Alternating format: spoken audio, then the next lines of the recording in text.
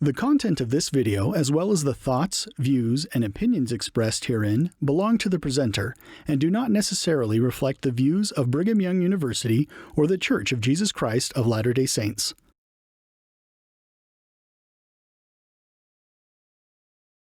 Now, so we read on and on.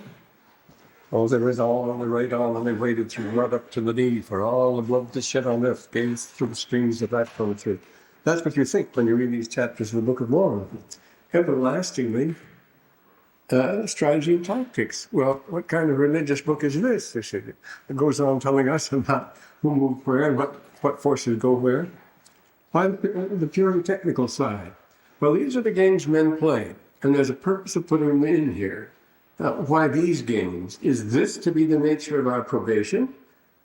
Waging battle? Is this the sort of thing? Well, back to Liddell Hart's statement, why do we do it here? Remember, he says, I've got him here. Let's 8. And we mentioned it before. See, the three reasons. The wrong one. He thought at first the wars were economic in cause, and that's long been held by everybody, of course, in the modern times, but decided, no, it wasn't. Psychological. Then finally decided, no, it all came down to certain individuals. They are the cause of a certain ambitious individual. And this is the clear-cut pattern that emerges all through here, isn't it? Without those leaders, without Amoron and Malachi, and for that matter, without Moroni, you're not going to have these wars, but they go on all the time because of ambitious murder. And this is an interesting thing. Why should we be told this? Because we're in it deeper than ever before today. You ask, what is the ultimate form of folly, and why do we do it? Well, Art is right. In these chapters, we're repeatedly reminded that power is the thing they're after, and that it's individuals, ambitious individuals eager for power.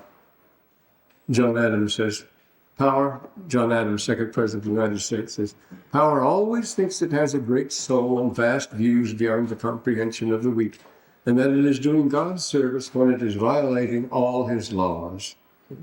And we get that after all. What is the first commandment here in the supreme law? The law must never violate is in either 8:19. This is the one. See, you have general orders, and then you have special orders. General orders are all orders that always apply. You have to know your general orders by heart, you see. But in certain emergencies and so forth, the person with the right authority can override them with special orders. Same thing. Certain things you don't do. Certainly, well, take this one, for example. The Lord worketh not in secret combinations. This is the 19th verse of Enoch 8. In secret combinations, neither doth he will that man should shed blood, but in all things hath forbidden it from the beginning of man. In all things has forbidden it since the beginning of man. And that is a sweeping general order. Nephi was told to cut off Laban's head. He was extremely reluctant to do so. He rebelled against that. But that can only come from the source. Notice only the person who gave the order can rescind it. And in this case, this is the special order. In all things has forbidden it since the beginning of man. So, what is this to us? Well, look where we stand today. I'm going to read something, military manual I've been reading. A very interesting manual, incidentally. It's very interesting. 3-4. This is what we read here. This is since World War II. The last 4 decades since the World War II, we participated in more wars, caused more casualty, and lavished more money on war and arms than in its entire history up until then. The United States had. And then it goes on. During a period, not between 1945 and 1975, a period during which some 120 wars were recorded globally. That's where we're living, you see. 120 wars recorded globally. The United States participated directly in 27 wars and indirectly in 36 other wars. Even now, out of the 40-odd current wars raging in the Third World, now this was 1988, just last year, out of the 40-odd current wars raging over the Third World, the United States is involved in over 1/4 of them. If one were to judge its involvement on the basis of its arms supply, and then involvement is even greater. For instance, out of the 41 countries at war today, the the United States is the major supplier of arms to 21, and the not-so-major supplier to 18 others. Just about covers them all. In all, from 1972 to 1981, relative years of American innocence, its military assistance to countries engaged in war was $51 billion, or roughly the same as India spent on its defense during the same period. Today, no country is keyed up for global war, whether nuclear, conventional, sub-conventional, or low intensity, as the United States.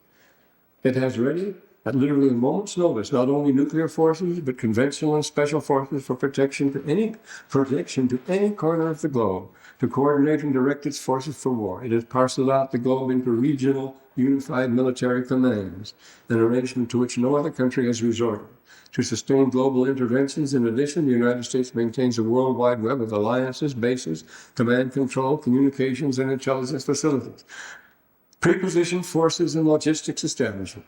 The array of military facilities, much on the lines of previous global empires, are buttressed by security and assistance programs and proxy forces, which in essence are an economy of forces, measured to expand U.S. influence and ease our interventions. To expand, have economy of force, let other people do it, I think. At present, it has nearly 500,000 armed personnel abroad in some 333 military installations in some 40 countries. In addition, 241,000 men straddle the globe afloat, and U.S. navies ready for war. To reinforce these overseas troops, the United States maintains on a permanent basis in continental United States a wide spectrum of reserves. The centerpiece of the reserves is the Rapid Development Force, RDF, which gained prominence first in the Rapid Deployment Task Force, and since 1983 has been the Central Command, whose regional responsibilities now span 17 countries in Africa and West Asia. It needs to be remembered that although the Central Command has regional command responsibility, the forces under it and the doctrines that guide them have global dimensions. It is not entirely coincidental that almost complete range of our RDF forces took part in the Grenada War. On these other forces for the global war, the U.S. spends every 2 years almost the same amount it spent on the entire Second World War. Every 2 years. Today, we're not at war, we spend as much as we did on all of World War II. It's an amazing thing. And so it goes on. In addition to fighting wars, which according to one estimate add to over 100 years of American war since 1945, the United States has used its armed force to interfere in third countries on over 260 occasions through acts of invasion, threats of invasion, blockades, demonstrations of military force, surveillance of sovereign states, and other similar acts of war euphemistically labeled as coercive diplomacy or force without war. And so it goes on. So we're still engaged in this sort of business, and the Book of Mormon is a reminder of that. There's more to it than that now. What is this to us? You see, well, as Matthew, told in Matthew 25, rather Matthew 26, he who takes up the sword shall perish by the sword. And the Book of Mormon teaches us that, certainly. But why this form of probation, which we spend so much time on earth doing this particularly silly and futile thing, because it's very expensive and never gets anywhere really? Because the operation has been turned over to Satan, naturally. The common enemy, remember section 1, the world of the time is not now, but is near at hand, when peace shall be taken away from the earth and the devil shall have control of his own dominion. He works best there, as a matter of fact. He's permitted to try and tempt us. And the four things that we see every day around us, the ambition, four things that are mentioned in 2nd and 2nd right at the end. There is the 23rd chapter, and the next to last verse. And 3rd Nephi 6:15, they repeat the four things that we should never ask for, but everybody's out for. He says for power, for gain, well, first for power, because gain gets power and power gets gain. For gain, for power, for popularity, and the pleasures of the flesh, the lusts of the world. Of course, that's what make up their TV program. The power and the money and the popularity, which we all seek, and then, of course, you want to enjoy and gracious living and all the rest that goes with it. Well, so he takes the earth, but also he takes, as Brigham says, he's doing his mission mercifully. I will not criticize him. He's carrying out what he should do. He's supposed to really tempt us, and he's doing it very effectively. He takes the resources, the treasures of the earth, converts them into cash, gold and silver, which have always been the standards, always, since the earliest times, we have any records of them, for reason of having, and he buys off armies, ladies, popes, and priests, presidents, and kings. He buys them up, buys wars for all of us. So he's going to go on, practice the old thing, but we should get wise to it by now. After all these years, are we no better? No, no better at all. We're the same state of mind, even worse as far as that goes. We have less wisdom. Was there ever such addiction to war as we see on, say, on TV today? And in the movies, they become positively war junkies. The younger generation, they idolize the most depraved beings. The soldier of fortune will kill anybody. Doesn't worry about who he's killing, doesn't even think about it. He doesn't put his mind to those. There are four things. These four things I just mentioned lead to the one thing, which is extermination. To be carnally minded is death, as far as that goes. That's being carnally minded. It's sickening that this late date we should turn to this old weary nightmare. We never snap out of it and so forth. Well, the world's never snapped out of it. It's the word of it. We're stuck in it ever since. The word power now. There are four things that Joseph Smith deplores. It says Joseph Smith says you should never be guilty. Four things, and of course they are what make up careers today.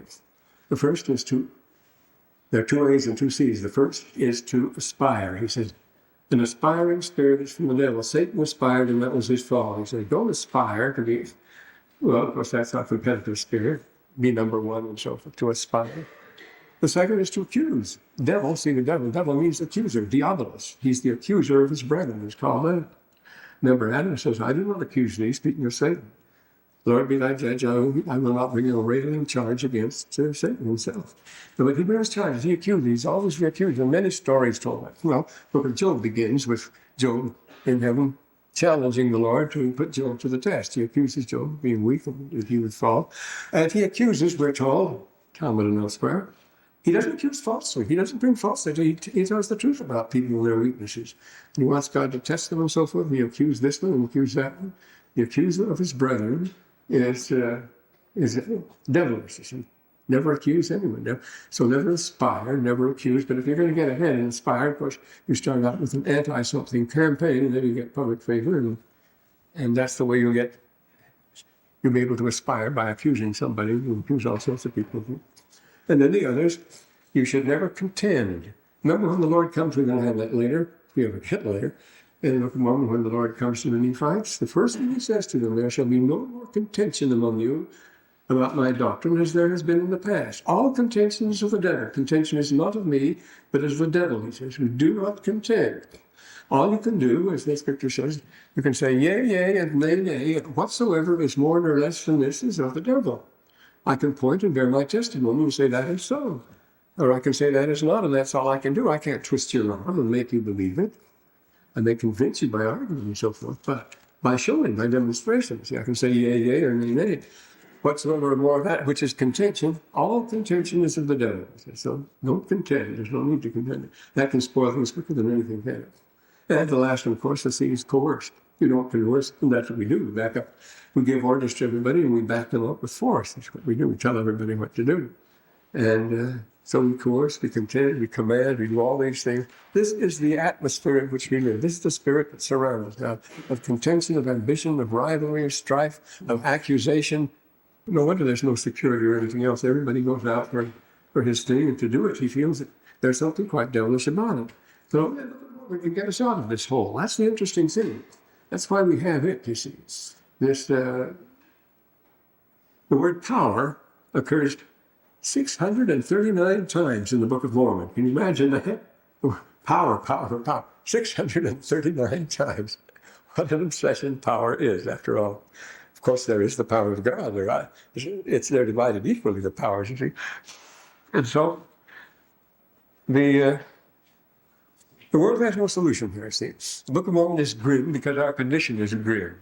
Well, all the world's great literature is grim. That's the only kind that will win the Nobel Prize. I was wondering what your world literature to cite today for the Greek tragedy, where you always run up against the stone wall, and that's the end. This life is the dead end. O genesanthropon, hostas, yes. Hostas, isakato meden alarismo. O genesanthropon, hostas, isakato meden alarismo.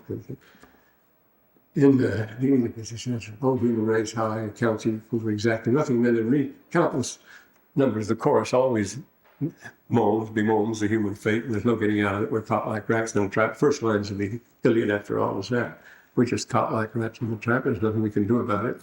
And we get these things here.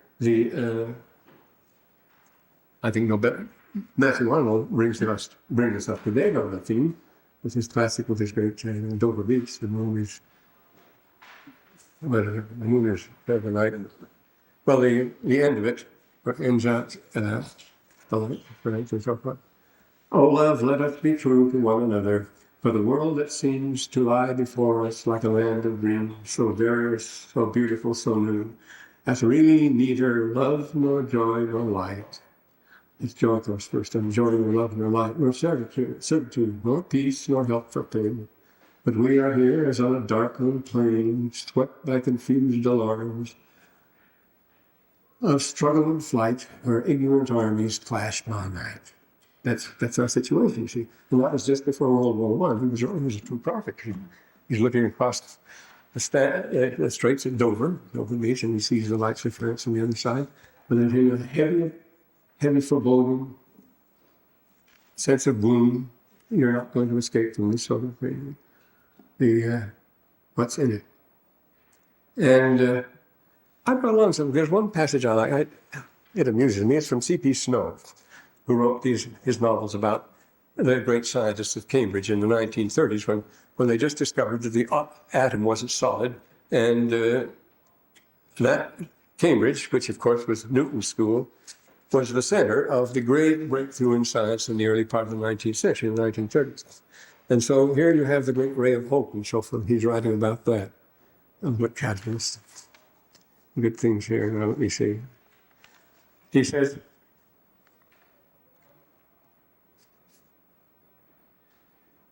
we have a great mathematician, Hardy, here. There's a better one here about caustic.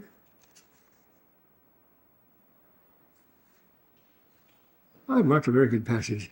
Oh, here we are. Yeah. The tone, here we are. He says, the tone of science at Cambridge in 1932 was the tone of argument. It was the tone of Rutherford, who discovered the structure of the atom, first man to do that, you see. Magnificently boastful, creatively confident, generous, argumentative, and full of hope. He's the great scientist of science fiction. Science and Rutherford were on top of the world. Worldly success, he loved every minute of it. Flattery, titles, the company of high official world. He was superbly and magnificently vain as well as wise. And he enjoyed his own personality. So here is the great lovable scientist of science fiction, we say here. What more could you ask on this 11? But then he goes on. He says he enjoyed a life of miraculous success. Then something strange happened, he says. But I am sure that even late in life he felt stabs of sickening insecurity. This is strange, isn't it? And then he says, does anyone really imagine that Bertrand Russell and G.H. Hardy and Rutherford and Blackett and the rest were bemused by cheerfulness as they faced their own individual state? In the crowd they were leaders, they were worshipped. But by themselves they believed with the same certainty that they believed in Rutherford's atom that they were going after this life into annihilation. That's the point. You get to the small wall of brick, that's the end. It's a one-way trip. And they're going nowhere, that they were going after this life into annihilation. Against this, they had only to offer the nature of scientific activity. That would keep them entertained. It's complete success on its own terms. Nobel Prize, that's great, but in itself, it was a source of happiness. But it is whistling in the dark when they are alone. Everybody has to face that. This is the peak of success, the peak of, you've got the answer, science has given the answers, and the answers have great finality. There is nothing more. Well, no scientist can be given answers as final as that. You see, that's as if the last data we're in. And since then, of course, it's been a new world. This is the time when the head of the science department, physics department at Harvard said to students, there's no point to going on until you graduate and work in physics. The work has all been done. And the same thing with Mr. Lindforth, the foremost tellerist at the time. I had him for lots of seminars in Berkeley. And he said, no, there's nothing left in ancient history. The work's all been done there. He hadn't looked at anything. So there we go. But the thing is that we're caught here. We're trapped unless something can get us out of this situation. And to make it worse, of course, we spend our time fighting each other. But this is where the Book of Mormon takes off. How can anything good come out of a shambles? In the Book of Mormon, we're in a shambles there all the time. Just read the newspapers, we're in it today the same way. Well, if anything good come out of Nazareth, remember the light shineth in darkness, and the darkness comprehendeth it not. The world in which the Lord found himself was a world of intrigue and bitterness and great prosperity and so forth, but a lot of nasty people walking all over each other. Not only the scribes, the Pharisees, the elders, and the judges, and the Romans, and everybody was playing tricks on each other, and they were making deals and so forth. And it was a terrible world he was in. And of course, what happened in the year 70, the whole thing was utterly wiped out. I mean, it was just completely destroyed. The Romans did a thorough job, far more thorough than we ever thought before. They just tore it all to bits. And all the time Jerusalem was being destroyed, the Jews were busy fighting themselves, just like the Nephites. They're always taking it out on each other. So, well, but the light is the reality. The light shines in the dark. The light was there first. How can you say that? It's darkness if there's nothing there. But the light shouldn't be there. If it's there at all, but who turned it on? When did they turn it on? If darkness is the fundamental nature of things, a black hole, you see, then the light has no business being there, they say. It doesn't exist until we think of it. That's the new anthropism. The world's wisdom gives us only one side of the picture. That's C.P. Snow, the great scientist, you see. And in no other writing is the other side of the picture presented so clearly and forcefully and convincingly as the Book of Mormon. It's just as it were preparing us to say, I've got good news and bad news. I'm going to give you the bad news first. I'm going to give it to you hot and heavy. I'll give you all the bad news. But then I'm going to give you the good news. And you would be surprised. It makes all the bad news look like nothing. Just forget everything once you get to the good news. So let's read on so we can get to the good news in the Book of Mormon. We say, when we're there sometime. Now, they had that, the Lamanites were trying to make a dash out of Mulek and to follow Tiarathan's army. And then Laban's army zeroes into them from the Bountiful. And then from the rear, Moroni's been waiting. His army's down to southwest there. He moves in from behind them, and they're hoping to be trapped. They surrender now. And Moroni, 32nd verse, 52nd chapter, some things to comment on here. It was up to them to decide when to quit. You know, it's 32nd chapter. And Moroni commanded his men that they should fall upon them until they'd given up their weapons of war. As soon as they gave them up, that was it, you see. It was not extermination here. Jacob, the Zorite leader, notice we all Zorite. The Normanites remember all Nephites to begin with. And they're apostates and they're very bitter. And Jacob, he wants to go on fighting. The Libanites don't, but he does. And so he led them with exceeding fury against Moroni and cut his way through to the city of Mulek. And then with a terrific melee, and Moroni was wounded and Jacob was killed. And that ended this particular one. They go to rest for a long time until somebody else appears here. Well, but here, Lehi pressed upon the rear, while Moroni was wounded. Lehi pressed upon the rear with such fury. The Lamanites in the rear delivered up their weapons of war, just under the walls of Mulek, you see. Now Moroni, seeing their confusion, said unto them, if you will bring forth your weapons of war, we will forbear shedding your blood. He always does that. Of course, there's no Rambo in there. He wants to doesn't do that. Moroni, we will forbear shedding your blood. So they threw down their weapons, and there were many that refused to do it. And they were cut down, they were taken and bound and compelled to march to the land Bountiful, where they had to build a huge stalag to hold them. And they put the prisoners to work on that, and he apologizes for having to do that, you see. Moroni always wants to play fair.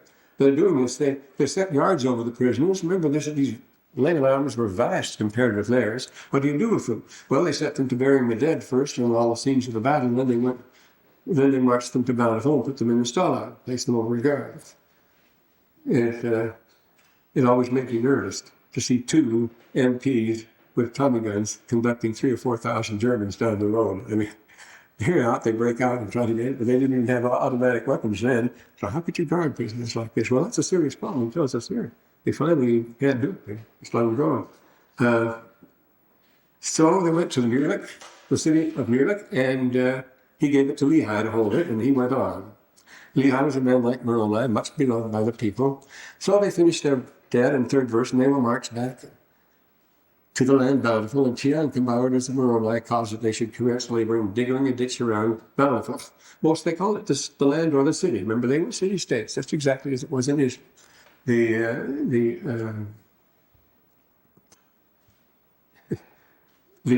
What's it called? Doctors, you know, I always turn off the lights on Monday. I'm no good at it. But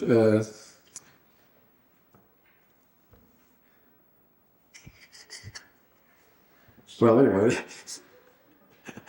that's ridiculous. These doctors are speaking very well.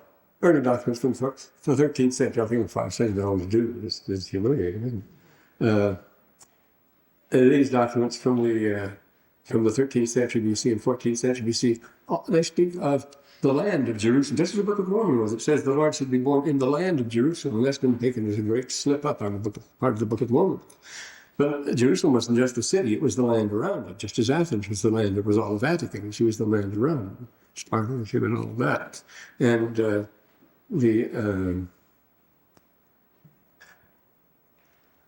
and so they marched them back, and they commenced digging, making the fortification. And they're standard, the breastworks with timbers on the top, and encircling them, just as the Indians in the Mississippi Valley had the same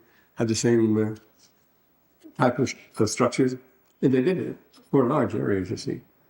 And in that city, they did guard the prisoners, the Lamanites. Now, Moroni says Moroni was compelled to cause the Lamanites to labor because it was easy to guard them that way when they were working. You could watch them. That's why you make prisoners of war. But that wasn't included in the Geneva Convention. He apologizes for it. So he had to be compelled. Well, why is it wrong to make the prisoners do some work and so forth and so on? But what type of work they're doing, you see, they cannot be forced to fight their own people. They're participating in the war if they're doing this. But of course, now we know that anything you do helps the war effort. So anything you have to do, will do that. Usually, prisoners just stay around it. They can refuse to do any work at all if it will help against their side. So, of course, it was the Amarna letters I was trying to think of. I don't know why. I can't think of the letter B all the time. Is the Amarna letters, and so. And then it was the Amarna, because the Amarna, of course, was in central line, but they didn't come from Amarna. They came from up on the coast of Palestine. And he had taken possessions of the city of Munich. He has three victories here. He got the city and the stronghold of the Lamanites, and he built a stronghold to retain his prisoners. He could take care of it, and he solved 3 problems in one. And he went on preparing, and especially providing food was an important thing. Now, this is what happens. Notice in the 8th verse here, I think things will be going well, but what spoils it? Their own silliness. Came to pass the armies of the Lamanites on the west sea, south, while the absence of Moroni on account of some intrigue. Moroni couldn't be there, and what he wanted to do was then move to the west and hold them there, but he couldn't because of some intrigue among the Nephites, which caused dissensions among them and gained some ground over the Nephites, which allowed the Lamanites to win some because the Nephites had to start fighting among themselves, having contentions. And thus, because of iniquity among themselves, because of dissensions and intrigue among themselves, they were placed in the most dangerous circumstances. That always happens that way. And we get here, you see the human element. Incidentally, why do we find these, you notice how easily people in arms quarrel with each other. That's the theme of the area. That's the theme, remember, the quarrel heading from their own, how do you say, the chiefs of the lords are always struggling, always jealous of each other, always jealous of each other's need of honor and so forth. That goes all through the area. See, that's in the military. And all through the others, there's much striving because of ambitious people. And this accounts for a very important phenomenon in the army. It seems to us superficial, the things they do. It was Leopold von Haldesser. Let's see, I can remember his name without any trouble. Can't remember my own. It was Leopold von Haldesser who invented in the middle of the 18th century, invented the manual of arms. It's a perfectly artificial form of drill. It has no useful function whatsoever as far as that goes. But it's very necessary to have them do these drills and cooperate on these things and do these things together here. And we have to have these constant reminders of rank, which is one of the ranking things in the army. It's absolutely necessary to have almost reverence for rank. Otherwise, how soon jealousy would break out in open defiance. You can't have that, you see. So you must almost make the salute. We have to salute on all occasions. Now, the Germans don't salute off duty in their army. The Russians don't. The British don't. I mean, if a fellow's an old college friend, then you really doesn't that. I mean, it's great. But not in our army, you see. You salute off duty. You see, we're very strict there because we need it more. I remember when just about the third day in Normandy, we were having a very bad time because finally somebody got through from the Navy. And it was Tom Hungerford, who'd been a student of mine in Claremont. And we immediately embraced the good old Tom Hungerford. In fact, he'd been a student in a one-line class, a Greek class one time. And whereupon the officers, it was in this little farmhouse, they were trying to hold on by the skin of their teeth, and he brought in some artillery from the sea because we couldn't get any, see. And they were very accurate and very valuable. So here came Tom Hungerford. He was our connection to the Navy. But more than boy, they were quite upset when I talked to Tom Hungerford as an equal, you see. Oh my gosh, they didn't like that at all. We don't talk to officers that way. Because he had got to be quite a high officer in the Navy. Well, this reminds me of another story, which is too good to miss. A very good friend of mine was George Alma, whose family, he's a Pennsylvania Quaker. His family owns the oldest bookstore perhaps in America. At 2031 Walnut Street in, 3021, in Philadelphia. And he had a twin brother, an identical twin. And they joined the army together. They did everything together and so forth. And you know, when you're assigned certain things, and you come here and they got to a certain point, well, they came to a certain line, and one brother was assigned to one camp and the other to another, just like that. Is the way it happened. So at the end of the war, these two identical twins, my friend George, who was very active, he got promised out of, just like that, George Allen, he was a corporal, and his brother was a colonel. At the end of the war, they were identical twins. One wasn't any smarter than the other, and so forth. But at the end of the war, after a few years, it wasn't very long, 3 or 4 years, one was a colonel and the other was a corporal. Well, that's the way things go. It's the way the cookie crumbles. What can you do about it? I think it's no, but these artificial things have to be done. You have to set up an artificial situation here, and this is necessary to keep people in line. This is it, the solution and all that. Otherwise, armies would quickly fall to pieces in personal factions because they start retreating. You know, there is so much bitterness and so forth. That's why it's a court-martial offense once the fighting stops. Once you go back, once you get in the LST to go back to England again, have a round of ammunition on your person is a court-martial offense because the officers are scared to death of anybody who has ammunition. Because they said there was a lot of fragging went on in Vietnam, but there was quite a bit in the European theater we don't talk about. Well, and it was because of iniquity among themselves, the most dangerous circumstance. So they have to preserve this discipline against great odds. And so these artificial things, but that drill did a great deal of good. I mean, pure artificial. Walk this way, why do you turn that way? The manual of arms and so forth. Leopold Dessau, he died of a apoplectic fit when he learned that his 12th or 13th child was learning to read.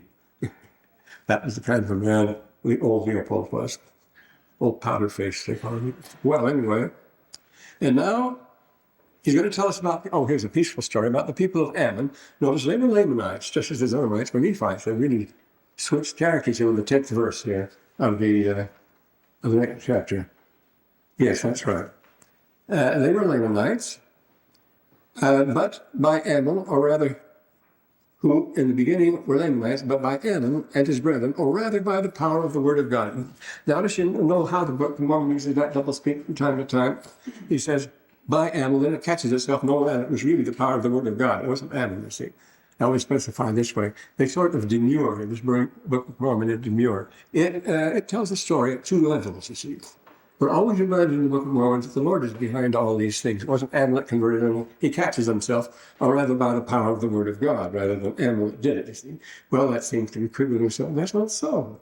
We talked about Greek chorus before. Well, the Greek chorus comments on the play and tells us what's really going on, you see. The superficial play is before your eyes, but what is really going on is something deeper than that. Yes. The positivist says, we've seen everything there is, as Gertrude says, when Hamlet asks whether he sees his father, she sees his father or not, but she can see, she says, nothing at all, yet all there is I see. Well, is that true? It's right for her. She's true. He's saying, speaking truly, because he says he doesn't see anything. But is she right when she said, I see everything there is? Well, that's what we say all the time. We say, I don't see anything at all. That's the positivist position. If I don't see it, it doesn't exist. Nothing at all, yet all there is I see. But here, especially the Egyptian, of course, we view the momentary event as just a shadow of something. Alan of Leal's famous poem, Omnis movie creatura, quasi libera pictura novices, et speculum nos vita non solo spectacular. Everything we see is just a reflection in the mirror as far as that goes. It's not the real thing that's behind it. There must be a whole generations of causes behind it, something building up behind. There's a big reason. This is just a superficial reflection for the moment. It's fleeting, it passes. Omnis movie creature. Every creature in this world, quasi libera pictura, is like a book and a picture. Nobis est spectrum is for us a book and a mirror, as if we were looking in a mirror. And then the final expression is signaculum. What kind of signaculum is it? I always forget the key word. And always comes back later. Great comfort. Well, and so we have these things. Now, the greatest play I think I've ever read, I just looked at it and I didn't realize I read it with it. It just pulled me over completely. That's the Oedipus of Colos by Sophocles. He makes it so perfectly clear that all this place, everything you see, this is just a shadow theater. Of course, in the ancient world, the shadow theater was the oldest of theaters of shadow theater, Paris and so forth. And the old shadow theater was the Garden Hidden Theater. The old shadow theater used to play the Garden, and that was this theme of the shadow theater. Arabs in Arab countries, old man travels around with a showbox, a monkey or something, and his donkey, and he has a shadow theater, and he puts it up. He has a shadow, and people will watch, and it's Adam and Eve's story.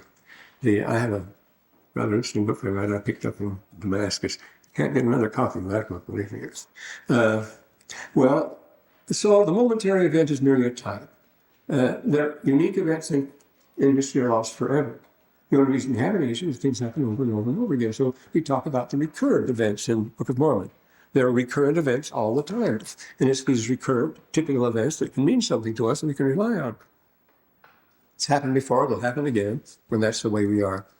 So he says, so there's this by-comment, as if you had a commentator there, somebody special to point out that this isn't the real thing and explain how it is.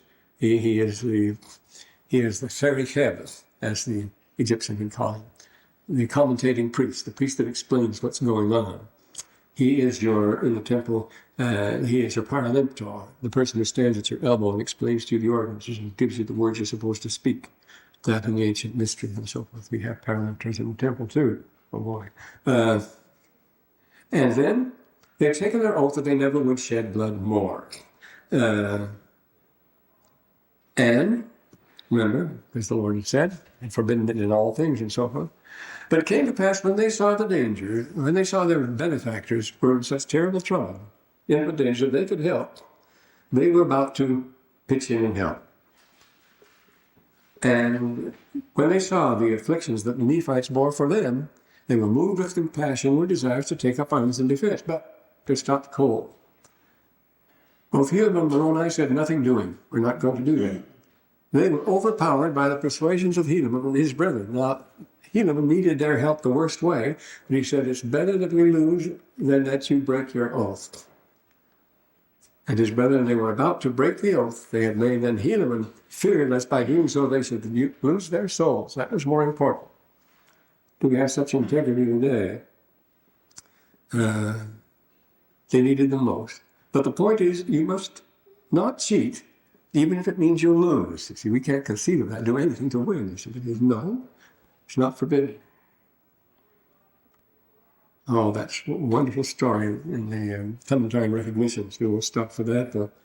I'm remembering forgetting so fast today. Everything comes, everything goes.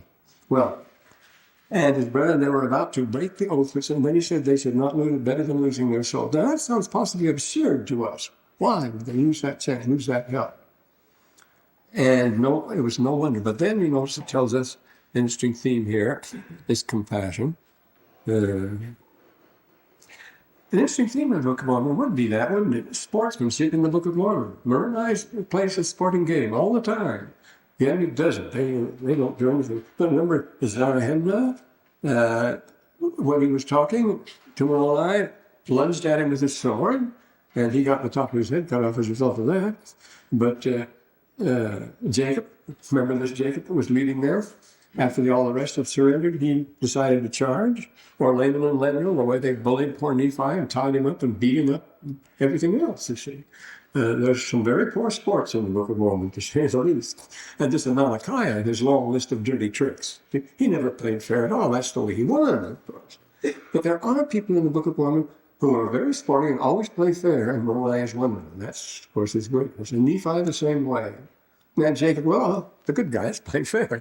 The bad guys don't. But there's a very sharp distinction made. This is a typical example here, this idea of sportsmanship, moving to compassion.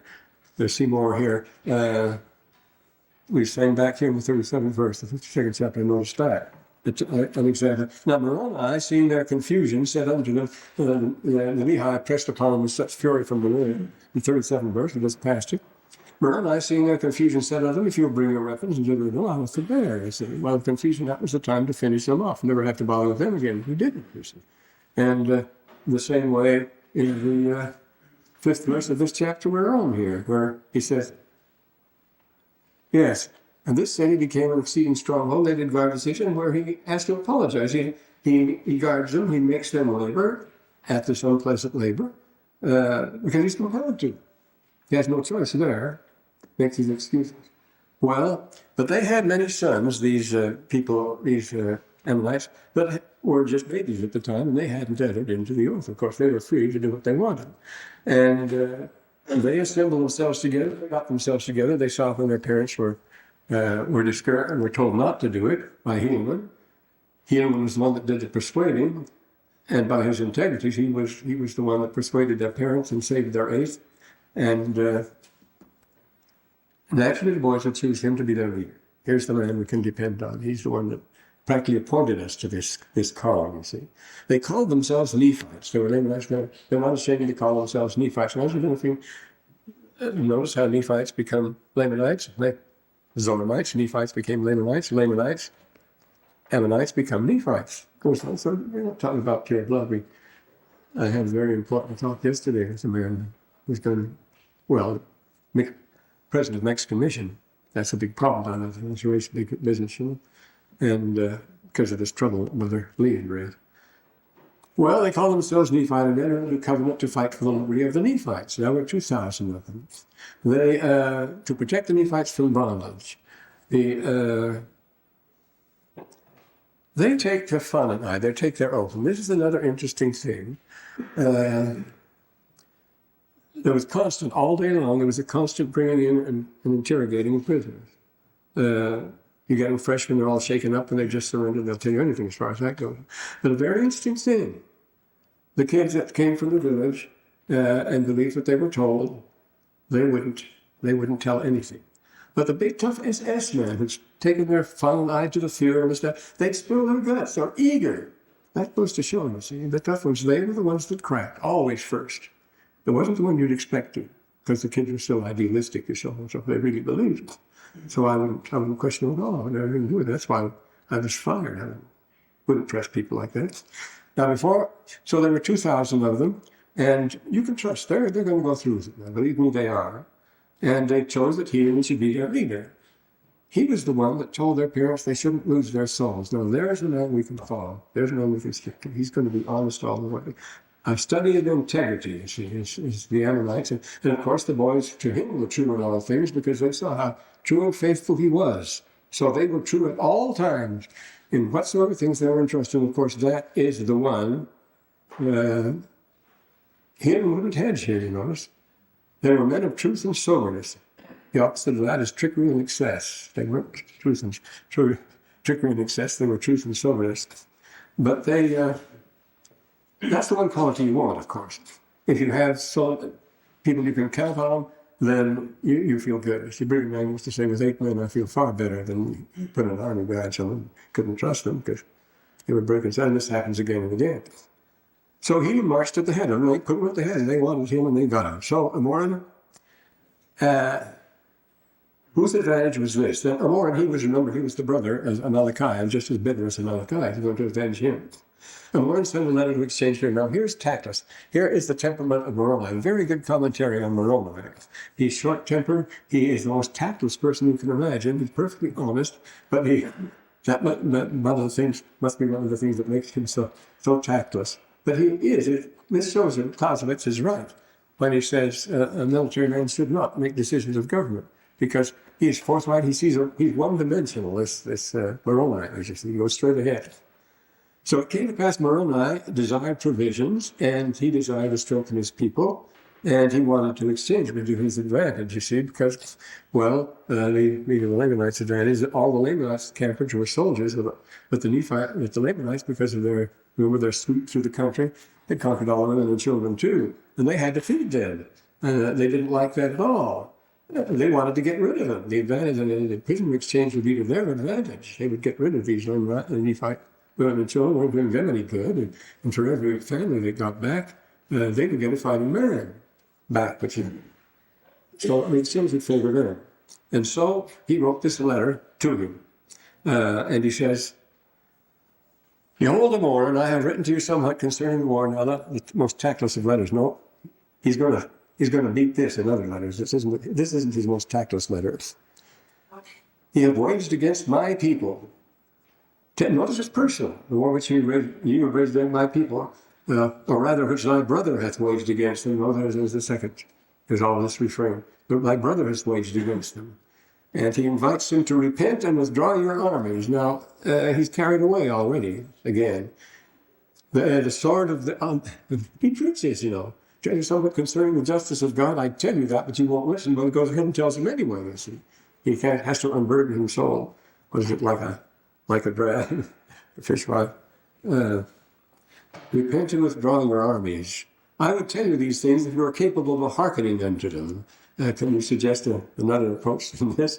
But I would tell you concerning that awful hell that awaits to receive such murderers as thou, you rascal. This is his weakness, you see. Return, or now, thy brother, and thou my brother hast been, yes, to insult his brother too. Except you repent and withdraw your murderous purpose and return to your own armies, to your own lands, you see. And in this Moabite's weakness, he must go all the way. He will not compromise his position. He's not a diplomat. He's like Brutus, a plain, blunt soldier. And so he says things that, and this happens all the time, of course. And he says, "You have rejected these things, and so I may expect you will do it again." I can't say that. Remember Zarahemna said cynically to Alma, he says, if I swear an oath, I'll break it. So they agreed on that too. But except you withdraw, he threatens you with utter destruction. And except you withdraw, it supposes me that I talk to you in vain. Thou art a child of hell. Well, he's using the soft sail here. Well, I cannot restrain himself, you see, so he tactfully says, "Thou art a child of hell." Therefore, I will close my epistle telling you to hell with you, you see. I will not exchange prisoners, except to be, you think he's going to get a deal on these terms? Except you will, on conditions, except you will deliver up the man and his wife and the children for one prisoner, you see. If this be the case, even I will arm, if you don't do this, I will arm my children. He says you can run, but you can't hide, he tells them here. "It shall be blood for blood, life for life, give you battle even until you are destroyed. I am in my anger." He is, and he's ranting here. He admits to a terrible temper here. See, George Washington had a terrible temper too. Remember at the battle, he poltroons and the guy, boy, did he swear there. "I'm in my anger." If you see, well, you think of Patton here too, the same way. Unrestrained, he just lets himself go. He doesn't think, no tact to him. "If you seek to destroy us more, we will seek to destroy you." I close my epistle. I am the leader of the people of the Nephites. That's the way you terminate here. Now, you say, well, this is crazy. Why do we do this? No, this is perfectly routine. This is, he's just following accepted procedure for generals. This is the stigmathea, or stigmachia, call it either one you will. In epic literature, any epic you want, whether it's the Shanghai, or whether it's Homer, or whether it's Union, or whatever it is, the heroes, the leaders of the host, always before the battle have to stand up and at least spiel off a whole book, sometimes 2 books, of imprecations against the enemy. John, how he's done wrong, how evil he is, and the terrible things you're going to do with him. Then he comes and he replies. Now, this is the stigmathea. Before the battle, you exchange insults to get yourselves worked up, so you won't be just cold-blooded murderers. When you're good and hot and fired up, then you're willing to slaughter anything you feel ruining. But this is routine. We'll write it on the board. The stigmathea is represented in every Greek drama where there is a major confrontation between the kings or the Senate against siege is a typical example. There's the army of Thebes and the army of Eteocles and the army of his brother. And the two are fighting each other to the death, and they kill each other. Same sort of thing we're going to get in the Book of Mormon. And both armies destroy each other in the seventh. Eteocles and Perium. So we have, it's called stichomathea. A stichos is a verse. It's just a short speech, but that's immediately followed by a short speech from the other side. Then you say something, then he says something. Where you get that today is if you happen to revel in world-style wrestling, or whatever they call it. You know, they spend most of the time swearing at each other, saying what I'm going to do tomorrow next week. And they tell you what a coward you are, and what a stump, and what a dolt. And I'm going to turn you in from then, and you won't have that championship belt, and I'll get through with you. And then the other guy talks back, and they wear these artificial voices, they scream, and it says, it's just high comedy, you know. But you hear this, but that's what they do. That's a stichomathea. Or